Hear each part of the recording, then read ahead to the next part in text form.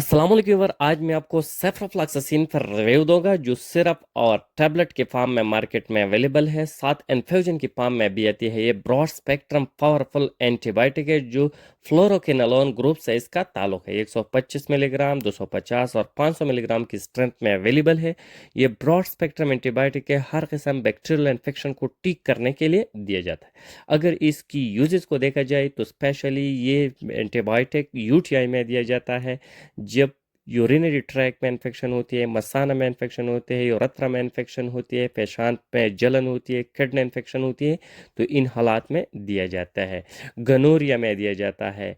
Dental infection होती है, जब दांत में कोई फस जख्म हुए बने हुए हैं, इसमें भी दिया जाता है। रेस्पिरेटरी ट्रैक इन्फेक्शन होती है, इसमें भी दिया जाता है। सेक्सुअल ट्रांसमिटेड डिजीज में भी इसको दिया जाता है। डायरिया में जब बैक्टीरियल डायरिया होती है तो इनमें भी डायरिया के दौरान, इन हैज़ा के दौरान जब बैक्टीरियल इन्फेक्शन होते हैं तो इनमें भी दिया जा सकता है। स्किन में जब इन्फेक्शन होती है, दाने निकले है, पिंपल निकले है, बोन एंड जॉइंट में जब इन्फेक्शन होते हैं, स्किन एंड सॉफ्ट टिश्यू में जब इन्फेक्शन होती है, गले में जब इन्फेक्शन होती है, टॉन्सिलाइटिस होती है या फेरेंजाइटिस होती है, लंग में जब इन्फेक्शन होती है, ब्रोंकाइटिस होती है, जब ब्रोंकाइटिस होती है, कफिंग होती है, ब्रोनकस में जब इन्फेक्शन होती है, ओट साथ ही ओटाइटिस मीडिया में दिया जाता है। जब कान में इन्फेक्शन होती है तो कान से पस आ रही है, जख्म होती है, इनमें भी दिया जा सकता है। नाक में जब इन्फेक्शन होती है, साइनस होती है, साइनोसाइटिस होती है, जिधर भी आपकी बॉडी में इन्फेक्शन होती है, ख्वाह किधर भी हो, गला में इन्फेक्शन हो, यूटीआई हो, स्किन में हो, skin and soft tissue infection हो, सेक्सुअल ट्रांसमिटेड डिजीज हो,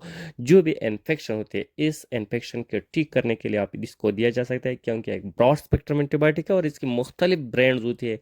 जैसे आप स्क्रीन पर देख सकती है, आप इसका इस्तेमाल कर सकते हैं। इसके इस्तेमाल से आपकी जो बैक्टीरियल इन्फेक्शन है, इससे आप मुस्तकिल तौर पर छुटकारा पा सकते हैं। अगर इसकी साइड इफेक्ट हो देखा जाए, थोड़े बहुत साइड इफेक्ट भी हो सकते हैं, जैसे स्टमक पेन हो सकती है, भूख में कमी आ सकती है, नाज़िया वॉमिटिंग भी पैदा कर सकते हैं, स्किन रशेस भी काज कर सकते हैं, डायरिया भी काज कर सकती है, लेकिन रेयर केसेस।